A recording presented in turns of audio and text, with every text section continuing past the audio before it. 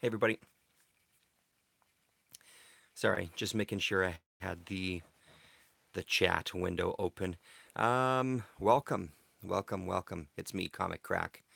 Looks a little jumpy. Hopefully it's transmitting okay. Hopefully you can see that okay. I was reading through this tonight and really enjoying it uh, and wanted to kind of talk about both these. Doomfella, evening, how's it going? I wanted to kind of talk about these books. Both of these are new around these parts. So on Twitter, the Robin O'Connell. Let me just grab this. Here we go. Robin McConnell, Ink Studs. He does like comic book interviews and things. This is a collection. This book I've talked about it way back when I got it. A collection of the interviews that he's done. Podcasts. Just search Ink Studs and you can find a whole bunch of stuff. Um, so he is on. I follow him on Twitter, and he's been getting rid of a lot of things lately. Lots of comics, lots of hardcovers, soft covers, collections, all that sort of thing. And one of the things I asked him about was if he had any Wolverton stuff. He had a few things. This is the one that caught my eye the most. Um, yeah, and it was such a great price that I couldn't resist. He's also in Canada, so that really saves on the shipping for me as far as getting hardcover books sent. Um, so just a quick word about this one because it's the other book I really want to focus on. Uh, you know me, you know my love of Basil. It's really fantastic. Inside front cover and then it's excellent stuff. So what you get in here is as Sleepy Reader has pointed out on many occasion, and it's kind of made its way through our community here. Binding. Pretty good. I mean, it opens pretty flat. Uh, so yeah, it sits really nice. So really nice work on this book. A little bit oversized. Uh, there's a comic and there's the book. So just to give you an idea. So like some of the other Wolverton stuff I have, um, just kind of a little bit of a history of him, but not only history of him. Glenn Bray. It's the original art of Basil Wolverton from the collection of Glenn Bray. So it's a lot of stuff that he's supplied. He knew Basil, and not only that, was responsible for that fantastic photo. Apparently, that's the first photo that he took when he met him. He was responsible for. Let me see if I can find the page. There we go. Publishing that little volume that I have. I've talked about that as well in some of my underground comics collection videos. He's responsible for putting that out.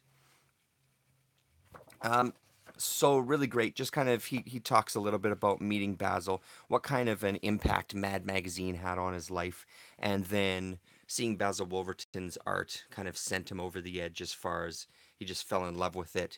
I've started kind of writing letters back and forth with Basil. Then, like I said, they met. He asked Basil to do some original art for him.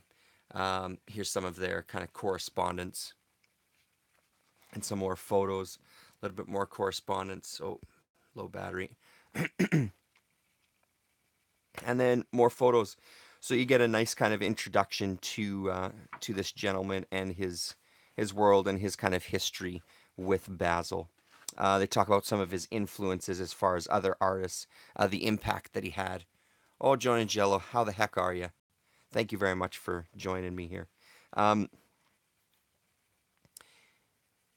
Talks about the influence that he had and kind of how he just didn't kind of really ever succeed to the level that possibly he should have. There's a great quote from Bill Gaines saying something along the lines of, "Oh, hey, it is on this book. I know this will upset you, but I've never been a fan. I find his work disagreeable. Sorry, it's also ugly. Wolverton drew ugly. Um, but that's what so many of us loved about his work. So then we get some early work, 1920s to 1930s, Self-Discovery in the Land of Pulp. They reprint some strips as well, but you really get a nice idea of how his art just changed over the years. You can see there's a good kind of example of, oh, sorry, I'll focus on the actual book. There's a good example of, you can see Basil in those portraits there for sure. Um, More scripts you can see here, his work getting a little more detailed. His cross hatching and stuff was always very impressive, along with his spaghetti like hair that he drew. So I don't want to go through every single page of this, but suffice it to say, there's some really, really quality stuff in here. And like I said, just even that little bit oversized really adds to the whole experience. Fantastic book. It's in beautiful shape.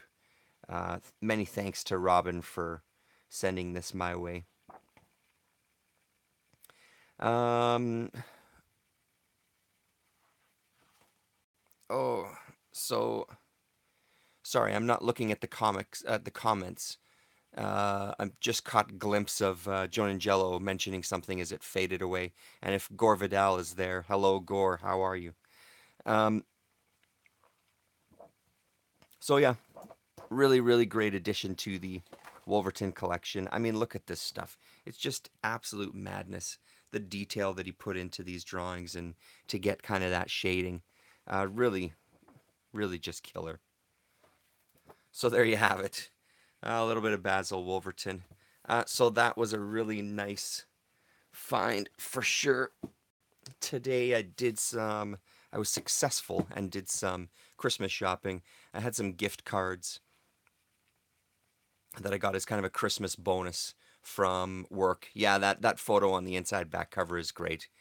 Um, on the inside front cover there, Joe and Jello, it has that one. And then you flip to the back and he's eating the flower. So really, really amazing.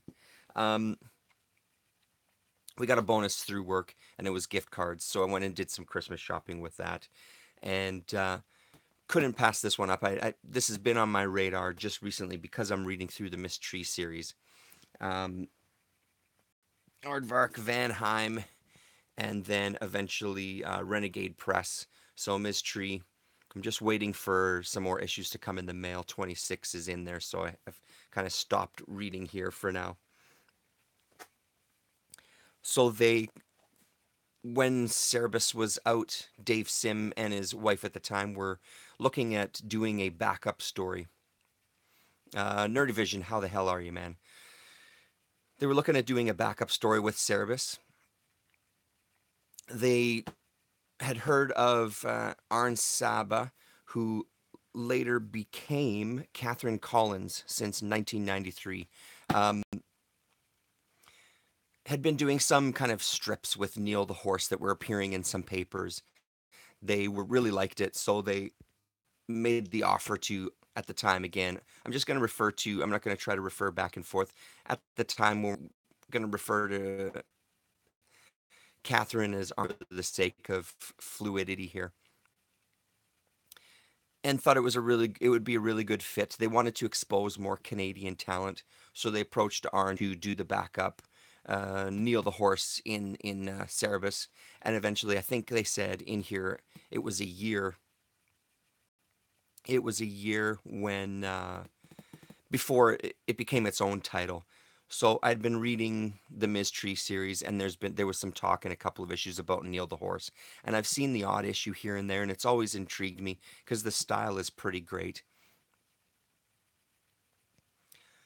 Yeah, no, it became Catherine Collins in 1994. That's correct, Joan and Jello.